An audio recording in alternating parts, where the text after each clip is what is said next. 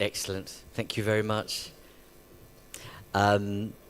Welcome to this timely conversation around reframing, sustainable, greening finance, sustainable finance, all the various phrases around making sure that we have money and investment that takes us to the right place, in the right time, in the right way to respond to the impact of climate change, but also what we know in terms of what we need to do to make sure that we make these transitions, the transitions which is both climate and digital related, in a way that's safe and does no harm, and does it in a way that's agile and timely.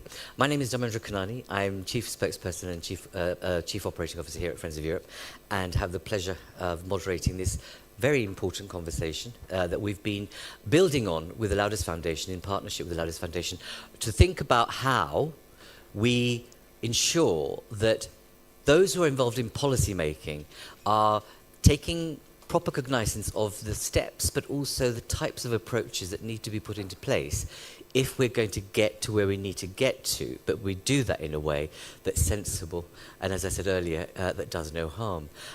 This is a kind of a concluding part of a 3 series that we've had with the Loudest Foundation. There'll be a report coming out which we'll share with all of you in due course. But just by way of introduction, it's quite interesting. Those of you who've been following the news will know that La Dame, Ursula von der Leyen, announced her, pitch to become president. And guess where she is today? Meeting industry wallahs. And, one of the things that she omitted to say when she made the commitment was nothing about climate. It's very clear that defense and industry are important. And perhaps it's all of us have to be aware there's a peering into the abyss for many people at the moment. Because at the moment there's a kind of a Trump fear going on. So everyone's thinking, oh my goodness, what if, Voldemort comes back into, power? We will have all the dementors everywhere sucking energy out of us, and we'll never have anything to do. And then on one hand here, we've got the lovely, connection between some of the right-wingers in the United States and a lot of the right-wingers here in Europe. And we don't understand what comes in the background, really, but we've seen a movement. And everyone's having this chill factor that suddenly we're going to go to the right in Parliament. And it's classic, it's ever thus. The centre and the left are never powerful enough to say we have our own agenda and ideology. They've always, in the past 30, 40 years, reacted to the right.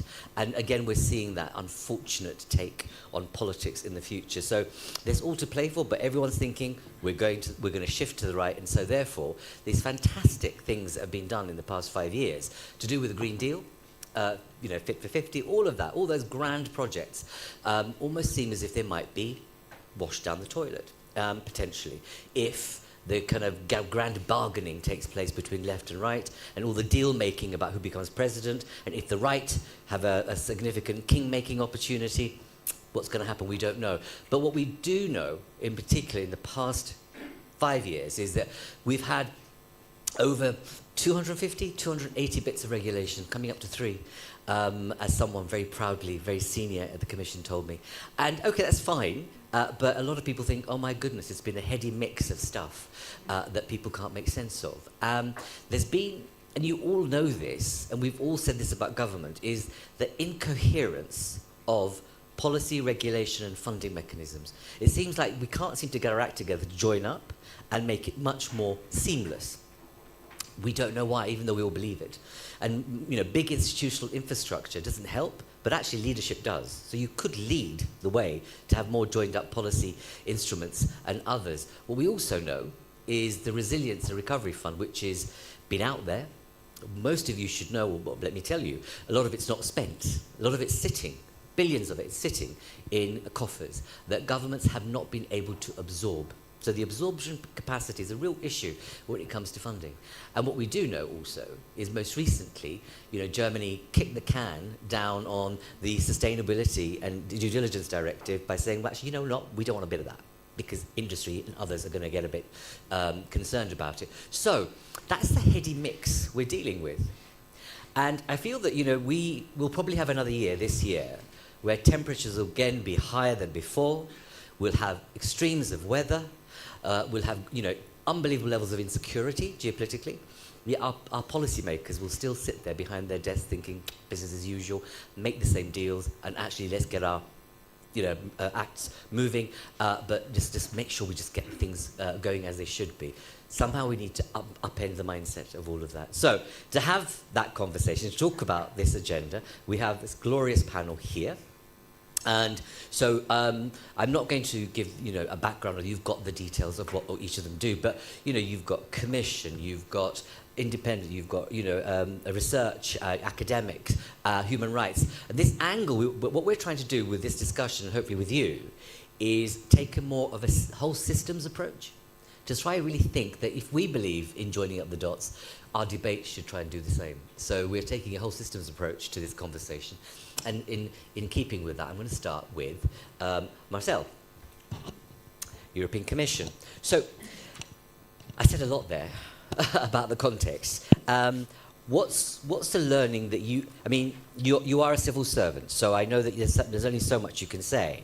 But in terms of the learning that you feel that we've gleaned in the past 6 years, and I've done that terrible thing of not putting my phone off. I do apologise. Let's all make sure you all do that. What's the learning from the past 6 years that you can share with us that we need to think about for the new mandate? Thank you, and thank you for having me.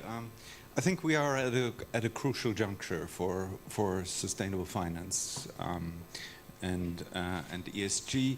Over the last 6 years, we've been very busy establishing a very comprehensive framework for sustainable finance. We put the taxonomy in place. We put in place a very comprehensive reporting and disclosures framework, and a number of instruments such as the benchmarks and the EU Green Bond Standard. And most recently, we also put in place a governance framework for ESG ratings. All of this is what we have now. And I think what is now crucial is we have to demonstrate, if we want to keep sustainable finance on track, we have to demonstrate that it actually works and has an impact on the ground. Now, the signals that we get are positive.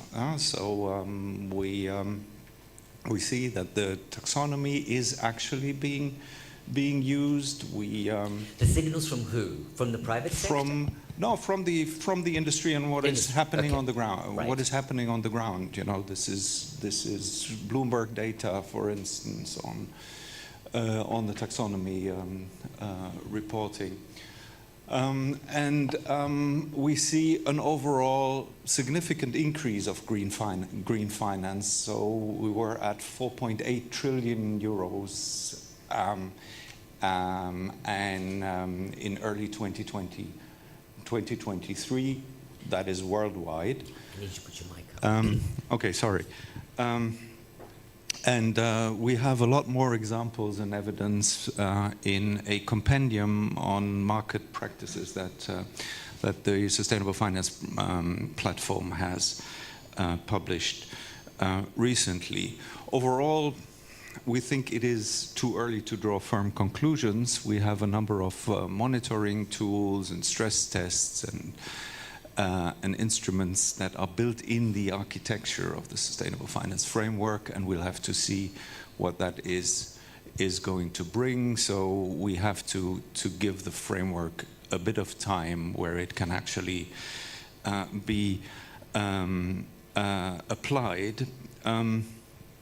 But we think what is clear from the feedback that we get from the stakeholders is that more can be done to ensure the usability of what we have put in place, because I think undeniably, and that's also clear to us, the framework is rather complex. So our focus in the coming months will be on making sure that the framework is applicable, usable, and can be used more easily. So that's we do that through our frequently asked questions, where we clarify things and give additional guidance. We do that through a number of online tools that we have put in place. And here, stakeholder feedback is guiding us. in what we are doing. This also includes fine-tuning the framework. And now, going forward, as you said, a lot will depend on the outcome of the European Parliament elections, and also depend on the composition of the and the portfolio responsibilities of the next commission. Yeah, sure. Sorry to come across you. Internally, are you thinking? Are you, as directors and others, coming together thinking, actually, what we're going to do is put a policy book that's not going to create a lot more new stuff, but hunker down on implementation, because that's what we're promoting. But I think what comes out very clearly is that stakeholders think that more needs to be done on transition finance, and that is something that can certainly be done. And clearly, we also have to think about the treatment and the regime for SMEs. So these are two key areas. Are we looking into an abyss when it comes to sustainable finance? There, frankly, I don't think so, because I think that now competitiveness has become, has come a lot more to the fore recently, and I think a strong case can be made that a sound sustainable finance framework is not only compatible with a competitive European industry, but is actually supportive of a competitive European industry. Thank you. But isn't it? It's a bit kind of galling that we've proven the case that the European Union, it's been the fourth largest trading bloc. It's been able to do stuff on green and remain competitive and increase its GDP. And you think, really, we're in 2024, still trying to convince ourselves about competitiveness and greening. But I'll come back to you later. But I'd really be interested in your views, because you're not here just as spectators and listeners. You're here to have a brain too and engage, so we'd love to hear your views. What do you think? At some point, either put it on Twitter or whatever, or I'll call back on some of you. But given what we've just heard from Marcel, is the kind of point that he's making that there's a real sense of reaction that's positive, that it's actually taking root? What do you think? Should there be more, less, or just continuation on implementation? Because you matter. You know that you matter, so it'd be really good to hear from you. As I move on to Ben, so thank you so much, Marcel. Can I just ask, how many of you, just hands of, show of hands, how many of you understand transition finance? Great. Wonderful. We're going to answer that question when I think about the percentages of those who do and those who don't in the room, because Ben, who's director of Oxford University Sustainable Finance, very bright young man from Oxford, is going to explain to us, because I'd like to hear from him, how do you define transition finance? What does it actually mean in practice, and what do you see of its kind of applicability as we move forward? Over to you, Ben. Thank you for being with us. Pleasure, and thank you so much for having me here. Is this on? Yeah, okay. So, good question. It builds directly off what Marcel was saying around how we can make sustainable finance have impact in the real world. And transition finance, I think, is this really key frontier in sustainable finance as it develops. Now, how do we define transition finance? Transition finance is the provision and use of financial products and services to support counterparties, and by counterparties we mean businesses, sovereigns, households, to achieve different social and environmental objectives. And that's quite an important change in how we think about sustainable finance, because so much of the work that's gone on over the last decade or more, including here with the European Commission, the European Union, has been on, let's focus on getting capital to flow into things that we define as green. And if we're going to do that, we need to figure out how we define green, and that's why there's a taxonomy. But no number of new offshore wind farms in the North Sea is going to undo the damage from existing or new fossil fuel infrastructure. Clean energy, if that's one of the things we're defining as green, renewable energy, doesn't scrub carbon out the atmosphere, right? It's just significantly less polluting. So we need a way of making sure that incumbent industries and companies can rapidly decarbonize. And that's such a big part of what we need to do to achieve net zero. And yet it has been underserved by the sustainable finance policy discourse. And I think that's a great shame. Now, I think in that definition, there are a few things to flag. So the first is, as I said, counterparties broadly defined. So it's not just about businesses, it's also about countries. This becomes very relevant, not just in the European Union context with member states, but also in a developing country context, but also going down to households and individuals, and how we can support individuals reskill and retrofit their homes and so on and so forth. It's also not just about net zero mitigation, although obviously that's incredibly important. It's got to also be about adaptation and resilience. It's also got to be about the just transition and nature as well. It's also not just about the provision of capital. It's also about the provision of financial services, broadly defined. And I think we need to kind of get more into that mindset. Financial products and services help individuals and companies and sovereigns change, adapt in different ways. It's not just about raising capital, obviously that's very important. It's also about different asset classes. You know, we can think about the application of transition finance across different asset classes. It's not just about bonds. Again, a lot of the focus over the last decade or more has been on use of proceeds green bonds, which, and maybe we'll have time to reflect on some of these things, are not particularly impactful, going back to the point around trying to make a difference in the real world. So how can investors think about and then act on their ability to change the world through their investing in public equities, or through venture capital, or through private equity, and so on and so forth. And I think, critically, it's possible to imagine all finance being in some way transition finance, and if we can achieve that, and that's, I think, the kind of the pathway we need to follow, then that will help the European Union, but also other jurisdictions to avoid asset stranding, and also, of course, help us to achieve societal objectives. And then the other thing, just because I know you'll want me to shut up shortly, is around, you know, what are the necessary conditions for transition finance? And you can't have effective transition finance without credible transition planning. And this is a really, really key point.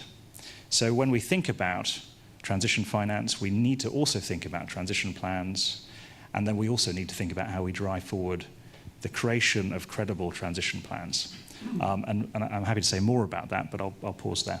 Okay, thank you. That's really helpful. So now you all know what transition finance means as a result of you, Ben. Very clear.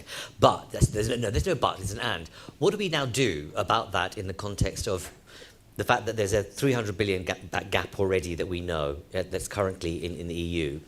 You know, in the UK, which mirrors the kind of developments that are happening in Europe, is that a kind of shock to the system that somehow we're going to reduce our commitments to greening our societies. We've seen Keir Starmer's stance on it. We've seen what Rishi Sunak has done. That's a kind of mirror image of what's happening across Europe. How do you make sure that you those who are advising the financial, or if I call it the financial industry, in terms of going the distance on this, or will they be looking for government signals in terms of what they do? So usually we know the private sector will kind of follow a signal that's coming that, you know, that there'll be a level of predictability, certainty, will go for it. But are finances sufficiently green and committed that they'll move in this direction? I know it's a difficult question, but I'd really love to hear your thoughts on that. So it's actually a very simple question, in the sense that, you know, if I was representing a big financial services company, and you've probably been on or seen panels where this is the case, or been on panels where you have such representatives, they would just say something along the lines of, well, you know, if policymakers got their shit together and created the cash flows and the economic signals, then there's no shortage of money. There's infinite amounts of money that'd be willing to be deployed into this stuff. And by the way, that's the caveat, that's the footnote associated with all of their net zero commitments. So if you're a member of a net zero financial alliance of some kind, you're basically signing up to, we will achieve net zero, footnote, as long as policymakers get their shit together. It's basically what they're saying. Can we tweet that, please? I think it's a really important statement to get out there in the public mind. It's an important statement. Policymakers, get your shit together. Go on. But I do think, just sort of going back to the point I was making around transition finance and transition planning. So just thinking about, like, okay, what can policymakers and regulators do to accelerate the adoption and use of transition finance? Well, first thing is, let's drive the adoption and use of high-quality transition plans, so debates around the introduction of mandatory transition plan disclosures in the EU and in other jurisdictions, super important. The UK has already introduced mandatory transition plan disclosures, and I could say more about that and what's going on in other jurisdictions if you're interested.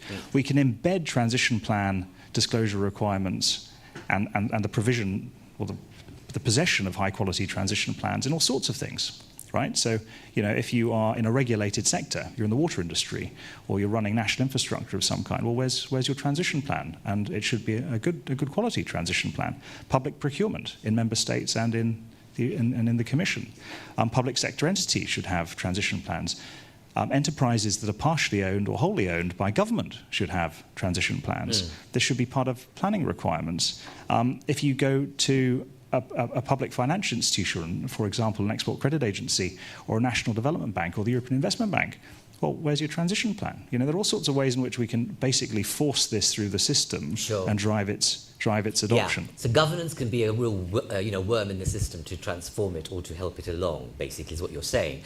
I'm not going to ask you, I want you to think about this, is that, how do we make sure that whilst you say policymakers need to get their shit together and we've got this thing about transition planning, I just can't see whether, for example, procurement is probably one of the most significant devices available to every government. And there's hundreds and billions of euros or pounds or dollars that go through government procurement.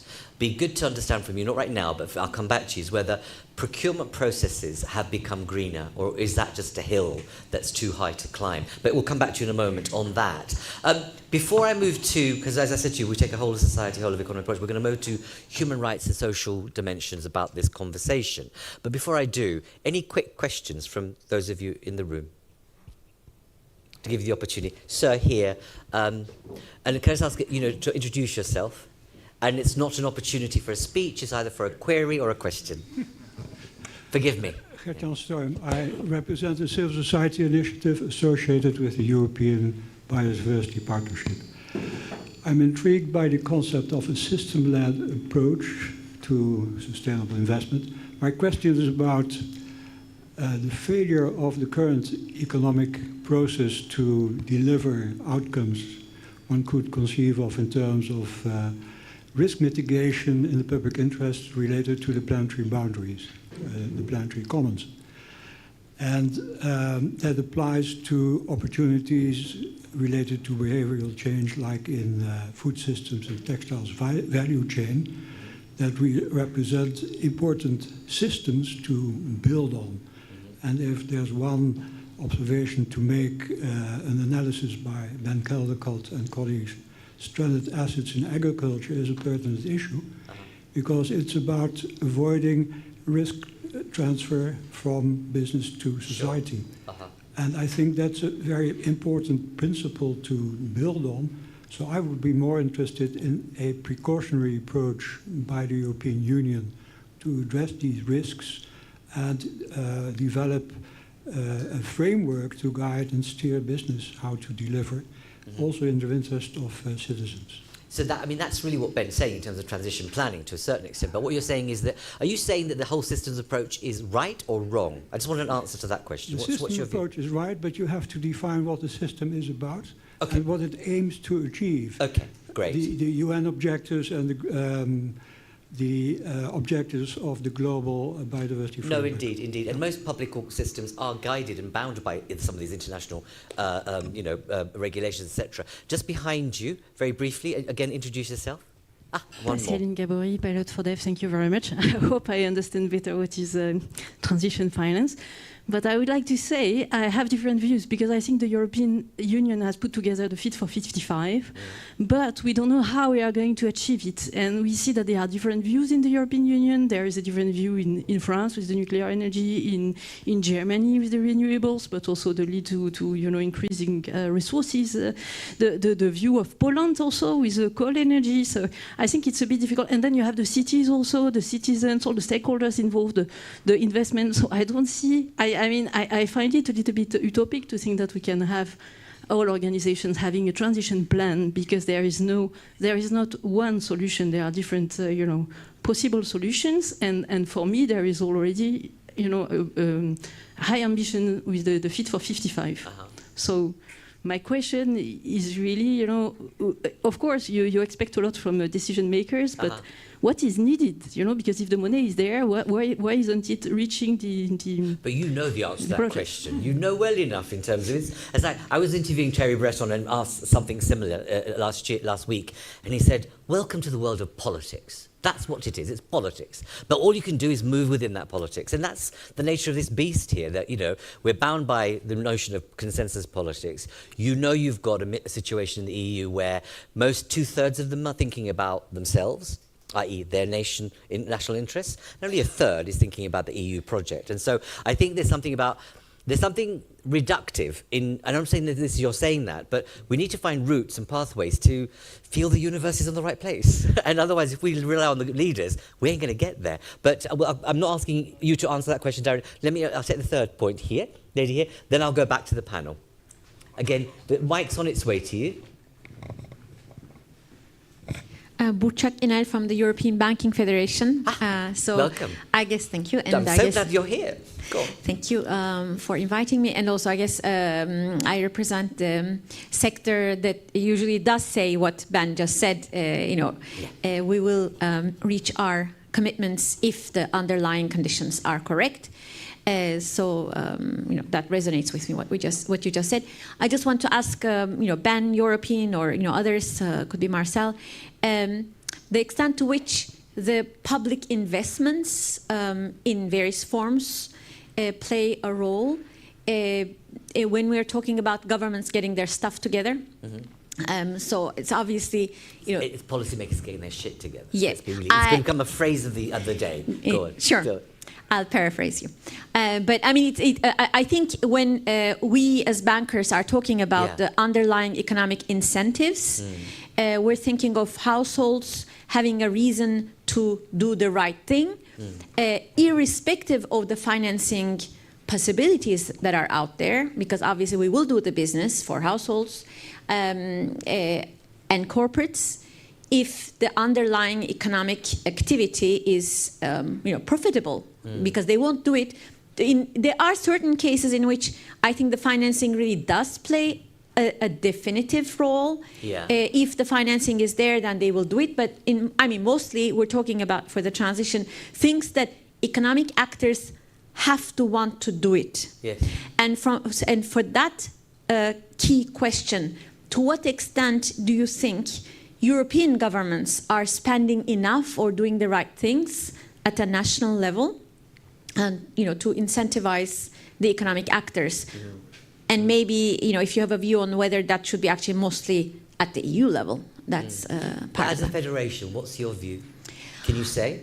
Our view has been that actually a lot of our members are, the banks we represent are part of the Net Zero Banking Alliance. We have signed and adopted the principles for responsible banking. This has been ongoing for many years. So we're doing our best for transition finance as well. So I would say everybody is trying to do their best given the either national or regional context in which they're doing their financing. So I wouldn't say that we're using it as an excuse not to meet our goals, but it is a real fact that sometimes the sustainable finance policy framework, its limitations are not recognized. It's only a framework for finance. It's not a framework for the economic activity itself. Thank you. Point very well made. And we'll come back to that whole issue if we've got time. You wanted to come back very briefly, Ben? And Marcel, I'll give you the opportunity as well if you want to. Otherwise, I'm going to move on. Go on. Yeah, very briefly. So, sort of trying to tie the two questions together. So, not every. Yes, you're right. Not every organisation in Europe or around the world is going to be able to prepare a transition plan, right? So, in the first instance, we need to start with large public and private companies that should include financial institutions. I think for households and for SMEs.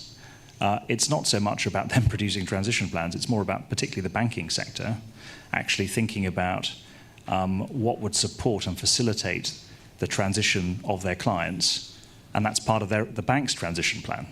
And this is actually a very very exciting area, I think, particularly in the banking space, and the banks we're going to play such a key role in providing the capital and the financial services for SMEs and households to change. And that's a massive commercial opportunity for them, right? And that speaks to the other point around, they're going to be economic, financeable opportunities in SMEs and at a household level that don't need more subsidy, actually, that the banks can go after and find and make returns.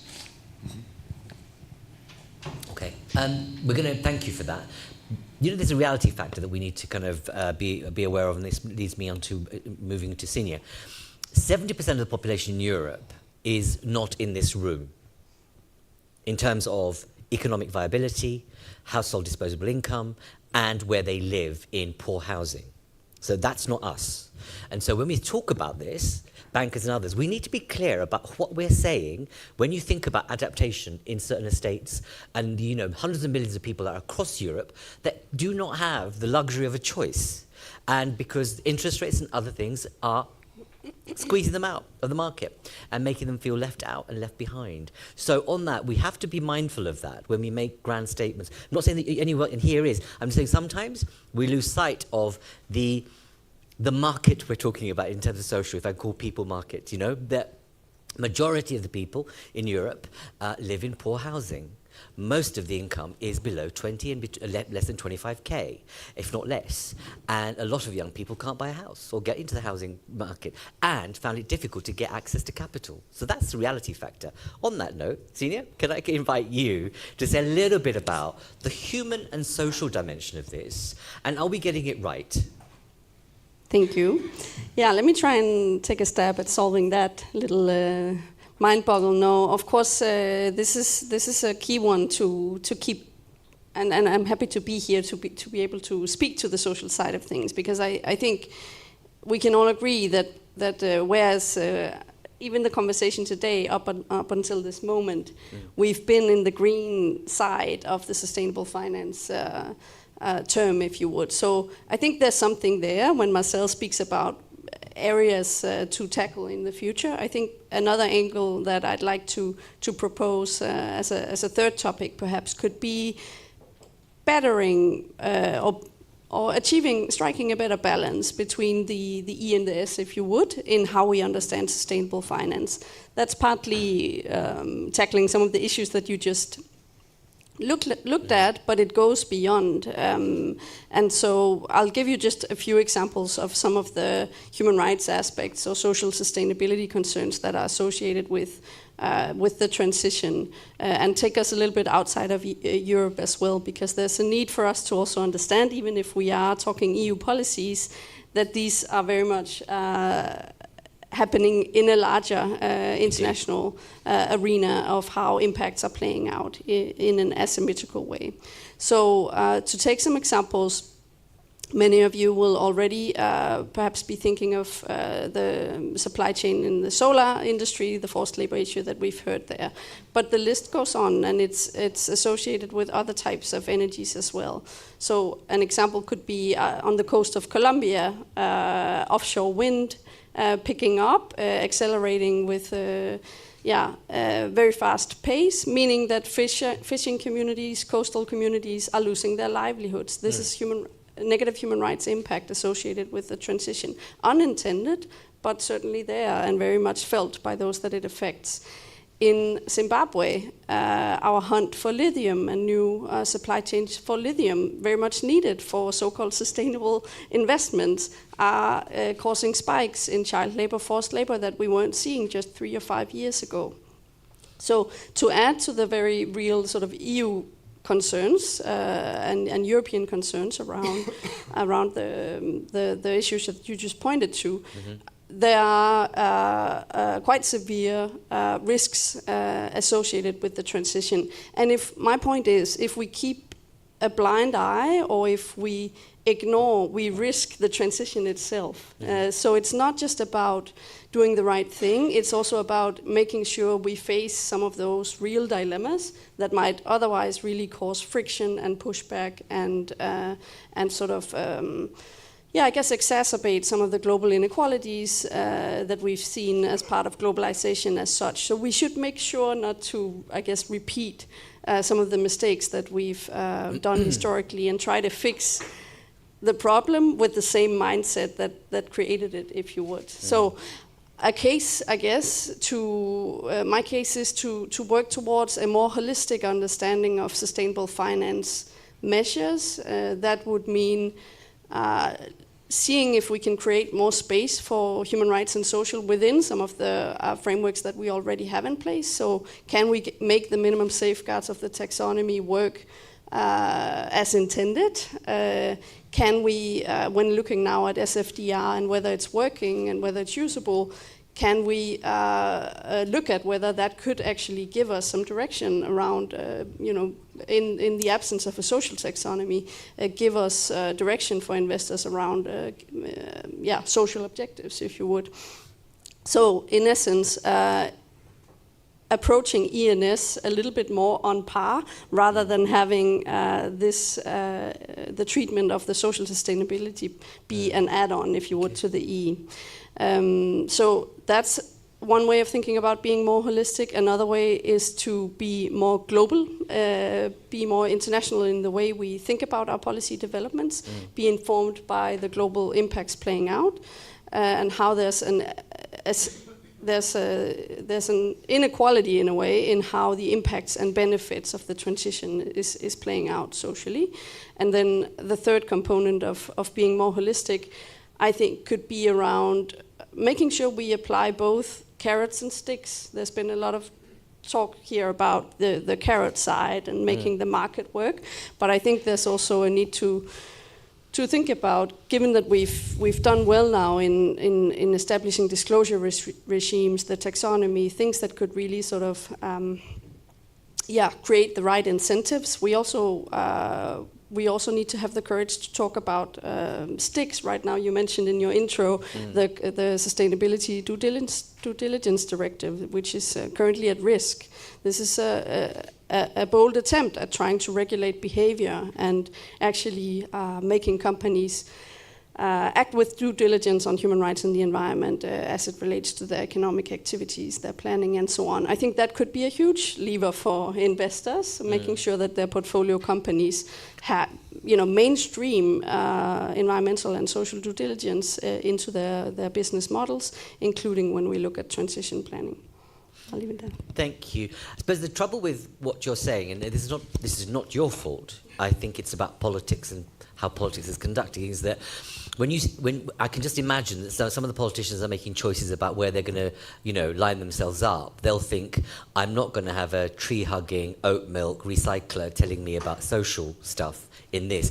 And that's the problem with this, really, is that we haven't got to the point where we've made a measurable business case that actually says, that's why the whole systems approach is important, is that actually if you don't do this, there's a metric cost to you, both in the here and now, but also in the long term, because of what we know. And somehow we need to get the social dimension to have the same compelling narrative as we do on finance. So, but you tell me, you might have a view on that, but there is a sense that when you think about politicians, when you hear about the social dimension, they'll say, nah, we don't want that.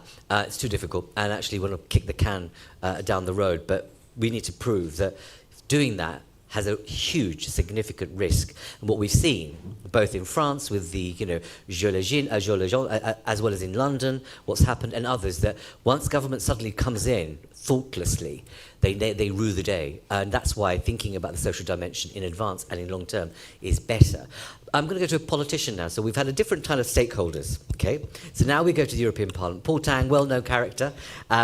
You're not going to stand again, so you can say whatever you want. So I think this is going to be a great joy that you can kind of tell us everything that's going on and basically give us your view that we know there's a gap going on at the moment. We've been hearing about it. What's your sense of how do we maintain this agenda, which you are very, very keen on ensuring happens, and you've been calling for this type of activity. But as you look ahead, given where we've come from, how do you see that we can keep the drivers of action going in this regard? I know. I mean, it's like $1 million question. Exactly. But let me have a try. It's good that you started with Antwerp. I would have loved to have this meeting in Antwerp with all the CEOs there. That would be an interesting setting, right? Because it shows, it illustrates that there is indeed a backlash, right? And that backlash was already felt, because I think it's fair to say that the Commission has over time become a bit more cautious in putting forward initiatives, especially after we had the clash on nuclear and gas in the taxonomy. So it's important to see that in the upcoming period we not just introduce sustainability. I'm not going to dwell on this point, but really make sure that sustainability is important for the competitiveness and resilience of the European economy. And of course it is.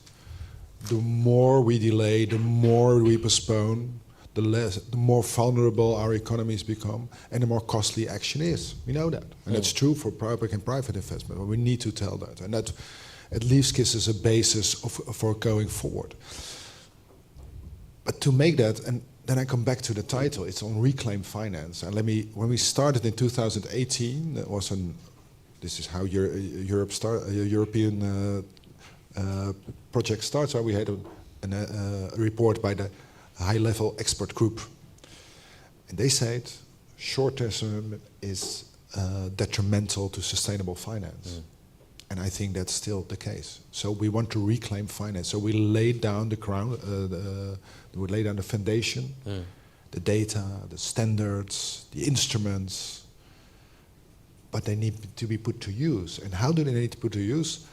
By having a more stronger role for patient capital, a forward-looking perspective. And this is why transition finance and transition planning is so crucial, because it brings the future to the present. It shows what the risks are, not just 5 years from now, but 10 years from now or 15 years from now. And that is also, and then you see that by doing well, you can do good business because you avoid the risks that are on this path. You avoid investment in stranded assets. And this is why transition finance is very important, and it's about transition planning. And that has not been adopted yet, and we really need to have that. It's the only way to make sure that patient capital takes center stage in Europe, and that is what we need. Having said that, it's not just about another legislative package. It's also thinking about the institution or the lack of institutions that we see currently in Europe. So I think fulfilling the reporting requirements is a big bonus for the big four. Right? I see that the main data providers are, by the way, American. I remember that the London Stock Exchange bought Refinitiv is now making 70% of the profits comes from sustainability data. It was a very good, clever buy they had. And by the rating agencies are also. So this is what we really miss, and which is also, I don't think, Marcel, it's enough to have a Q&A out there. I really appreciate the effort. It's not a criticism, but it's simply not enough.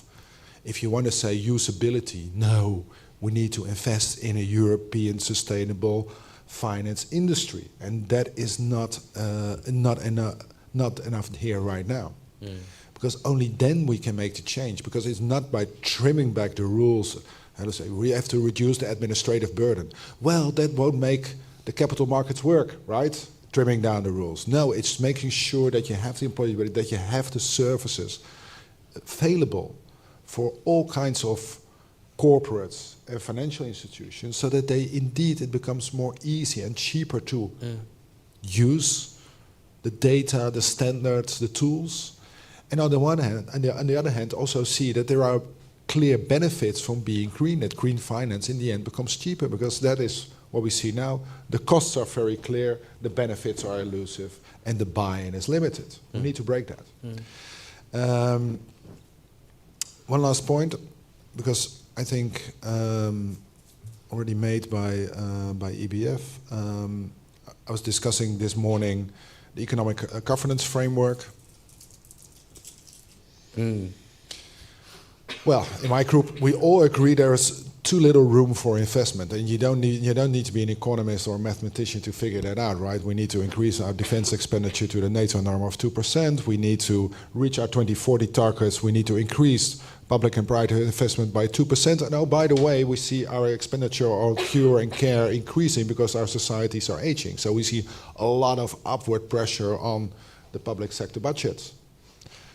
And now with the economic governance framework, I fear that it's too limited. So that I fear that will put a brake on public investment. And that is what we also need. So this sustainable finance is about redirecting private funds towards sustainable activities, right? But to do that, we need, of course, also the public sector investment. And it's the mix. And I'm also worried that we don't have the mix right now.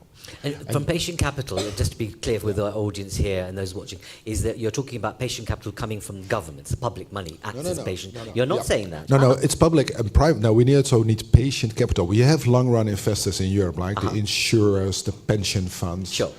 But doesn't mean that they determine the outcome of the market. Sure. Usually it's our asset managers whose bonus depends on the year results, or so it's, take an example. For example, Shell, the oil company, used to be Dutch, British Dutch. So I follow this oil company a bit. They slashed the sustainability division. They downsized it with 50% less people. The stock price, after that announcement, went up to almost a record high. And I'm thinking, see, this is the problem. And if you don't take into if you don't have a long-run perspective and you integrate it in your decision now, you will not see the reason to invest in sustainable activities or in activities that may become sustainable, because that's the game, to be clear. Sure. It's not about being sustainable, it's about becoming sustainable, it's about transition. Absolutely. But any one of you who've been in a stock market situation, when you watch what the traders do, we're talking about mostly men of a certain generation, right? With a risk appetite that's down there and only thinking about money today, not money tomorrow. And that, we need to think about that culture as much, because you have a generation that's fiddling around with our economic livelihoods that have no bearing and reality on what our lives are like. But thank you for making that point. In the last 10 minutes we've got, I want to make sure, thank you for that, and I want to be able to create some engagement with you before we do finish off. But Lucia, you're online, and we're really pleased to have you with us. I know you can't be here physically, but you come from a powerful, iconic insurance brand, Generali. You do a number of things. We know that insurers are the largest institutional investors in a range of things, right? And this agenda matters to you because, whether you're in insurance or pensions or whatever, the changes that happen as a result of climate change either increase your balance sheet or reduces it. But you want to be a good person in the room as a corporate. What are the risks that you see on this agenda, and how do we make sure that we kind of are able to find a way that corporate leaders like yourselves maintain the Green Deal? Thank you very much, and good morning, everyone. So I saved some CO2 emissions staying from Milan and connecting. Indeed. So, but I'm trying, at my best. Well, let me say that first of all, on Generali, we have been really focusing on mitigation, so on the transition part, both using our investment and also underwriting insurance levers to make sure that we can really enable the good technologies and have the levers also to engage to the ones that have to transit and to transition and to change their own core business.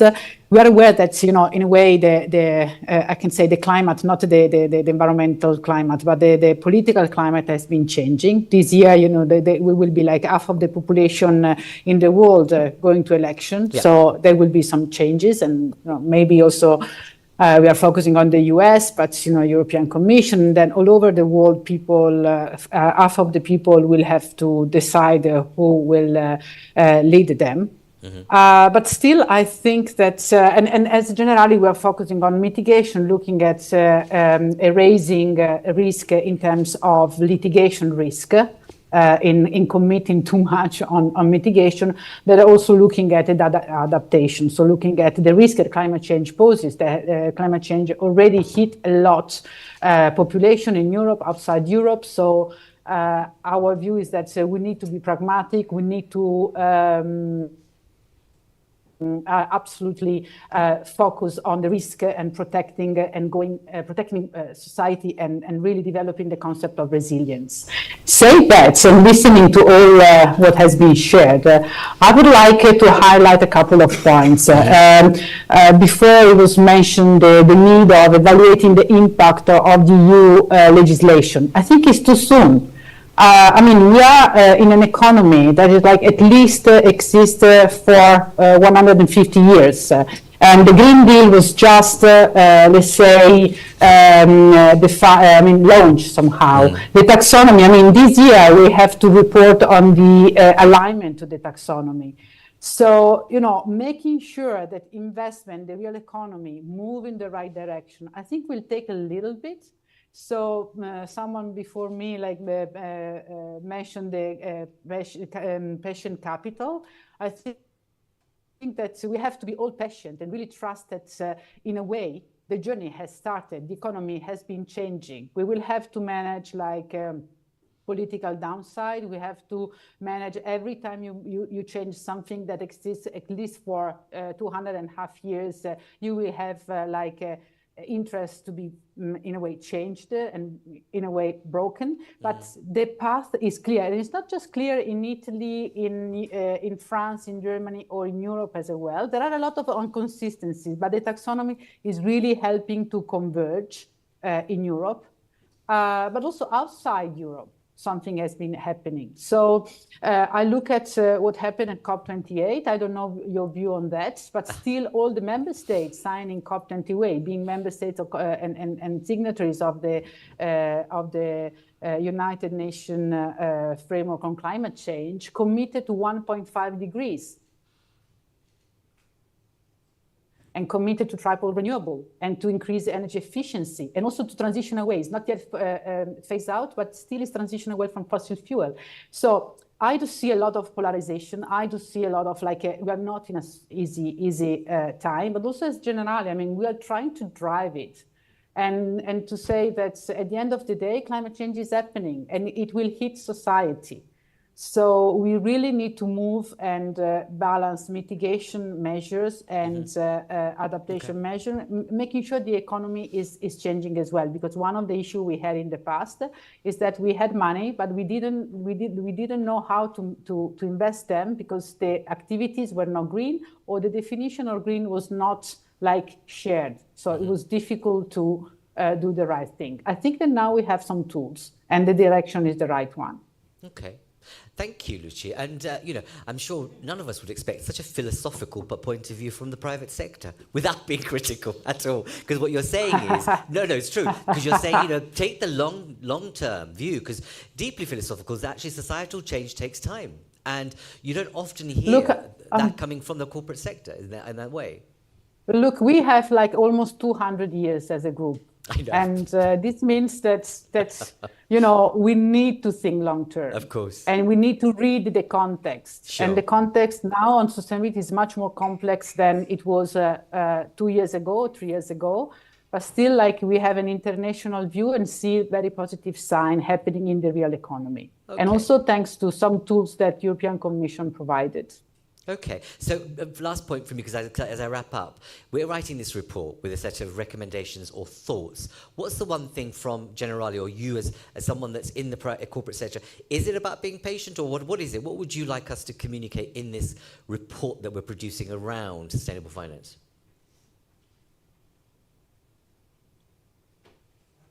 Well, to me, it's important to really focus on the real economy. So to make sure that the real economy has the right incentives, so it's really about incentivizing the transformation. And I think this, and then the finance will follow, and then all the also private and public partnership will work in that direction. Thank you. So this is kind of following a little bit about based on what you were saying about, if the policymakers get their shit together, we can get things moving. That lady here already had a signal that she wants to come in. I'm happy to take another, yourself, and one more. Any more for him? I feel as if I'm an auctioneer. I don't mean to be. Go on. Please do introduce yourself. It's on. Hello, can you? Yeah, my name is Anne Lehmans. I would like to make a comment from the field, but also linking up to what Lucia just came to say. So, of course, climate change means a lot of flooding, storms, etc. This impacts seriously the resilience of companies. What I didn't hear during, of course, the conversation has been very interesting, but what I didn't hear with respect to the green finance and the green transition is, of course, the CSRD reporting and the fact that this requires a double materiality assessment.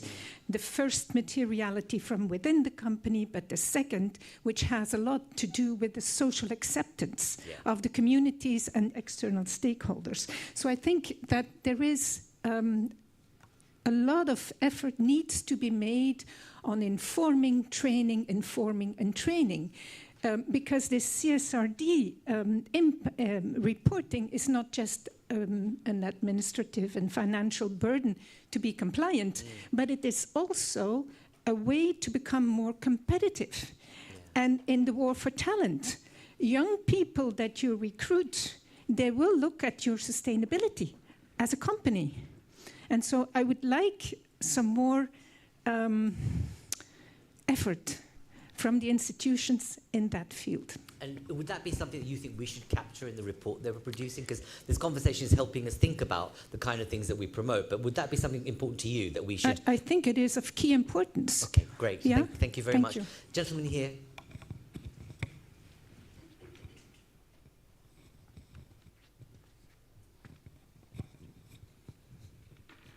We have all day, don't worry, you take your time.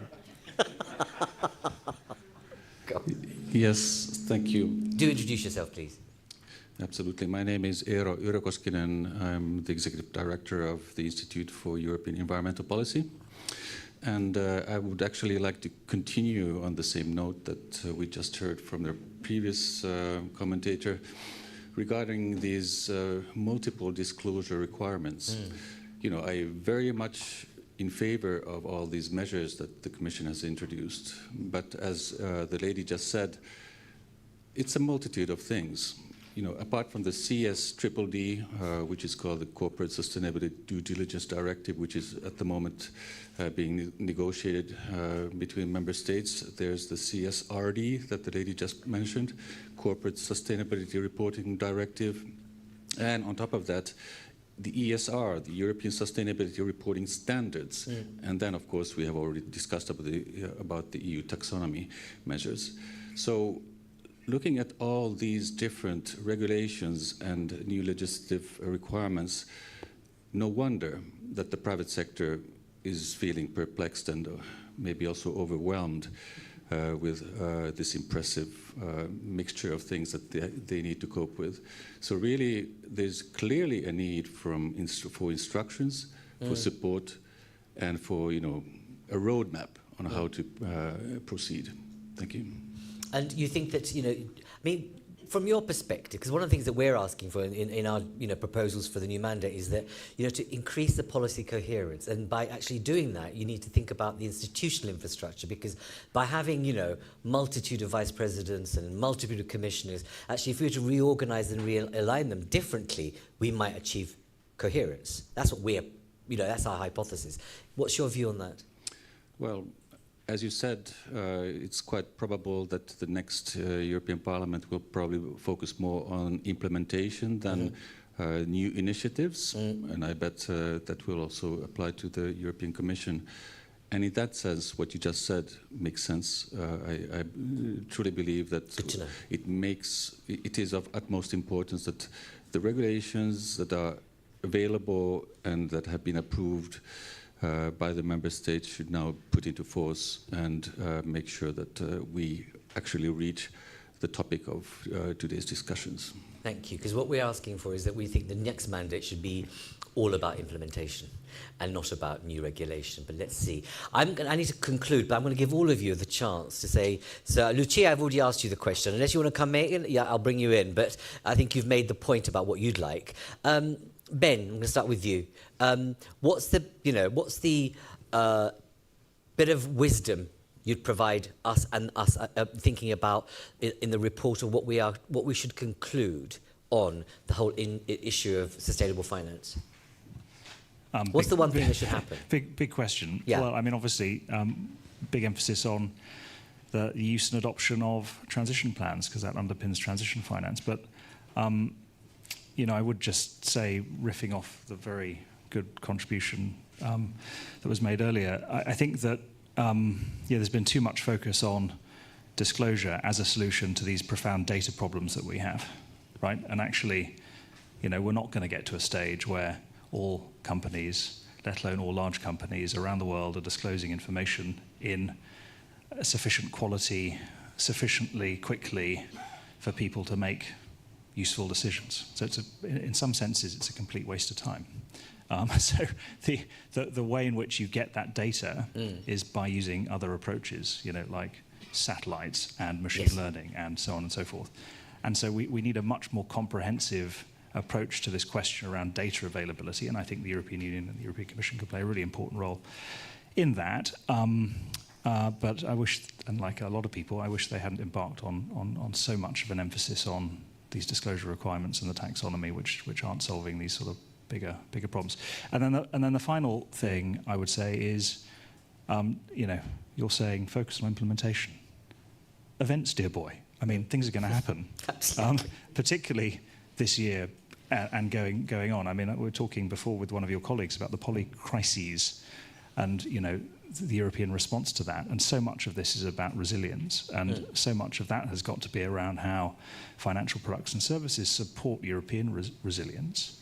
And so I don't think we're going to have a period of implementation. I think that's wishful thinking. I think there'll need to be lots of new initiatives because we'll be responding to these polycrises. No, absolutely, and totally agree with you. But I think what we're saying is, rather than trying to find ways to create new policies to improve governance, focus on what you've got. But what we're also asking for is that the next mandate has to be about a crisis readiness approach to decision making. And actually, that's what's going to determine the future, is a leadership that can actually manage multiple, sequential and parallel crises. Very much like what the previous Commission did, but I think it'll be on steroids. But thank you for that. Marcel, any point that you'd like to make? Yeah, we discussed sustainable finance, and if we look at the wider context, I think what we need to make sustainable finance work is capital markets union. We need the space in which capital in Europe can freely flow from where it is to where it does the most good. And then sustainable finance can give you the guidance on where this is, but we need to bring the high savings rates of Europeans, traditionally high savings rates, onto the capital markets and make sure that this money is invested in sustainable activities in Europe. Thank you, Marcia. Senior. Thank you. Yeah, my final point will be around coming back to the integration part. I think it's key to the implementation part that we succeed in showcasing how these different, many abbreviations we just heard about, these different instruments are mutually reinforcing and are meant to fit together like a jigsaw puzzle, but it's not very clear to everyone that they currently do, and maybe there's room for improvement in making sure that those individual pieces fall into place. So I think that one will be key, and part of that is making sure that we don't approach sustainability, including sustainable finance, with one-eye shot, meaning that we ignore or downplay the role around human rights and social sustainability as part of the equation. The transition will only be sustainable, truly sustainable in the meaning of the word, as in long-lasting as well, if it's also just. At the same time, it will only be just or people-friendly if it happens within planetary boundaries, right? So seeing these two as enemies, I think, is is a false way of framing these agendas. They need to be worked and tackled in mutually, in an integrated manner that hopefully where 1 + 1 is more than 2, if you would. Well said. Thank you very much. Paul? I wish it was just more implementation that we were sort of done, right? That would be wonderful. But I think to have transition planning really taking center stage, we also need legislative initiatives, just as we need to say to have the S and the G better developed. That depends on the social taxonomy. So we're not there yet, and we know that. The point I'm trying to make is that in this report, we need to find a different way of having interaction between private and public sector. Okay. So I'm concerned that we are talking here, and in Antwerp there's an entire different meeting. Absolutely. I think that's symbolic for the situation here.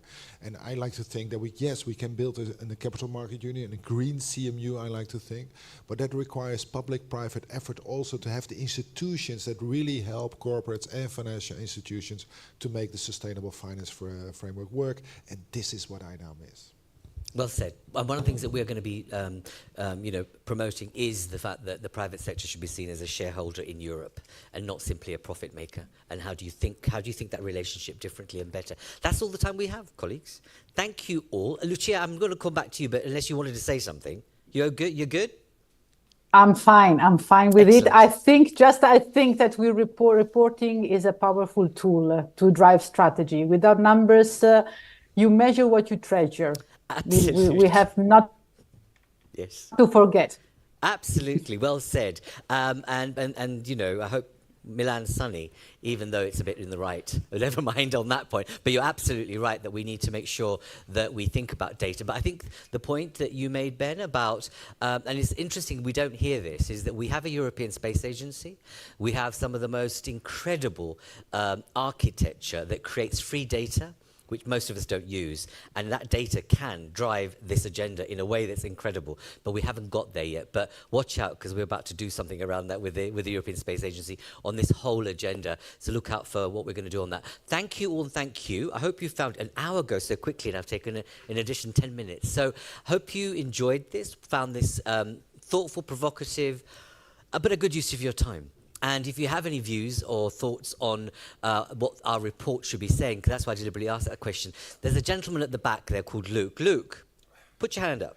So he's the man to see. Luke, who heads up our climate program, climate energy program. So he'll be authoring this with the Lotus Foundation. But if you have any thoughts or views, please be in touch. And keep an eye on our website. 28th of February, if any of you are in Strasbourg, come and join us for the launch of our 10 policy choices for the new EU mandate. Some of the things I've been trying to mention throughout this conversation, but don't hesitate to be there or watch it online. That's it. Take care. Thank you very much, and thank you for your time. Thank you. Bye.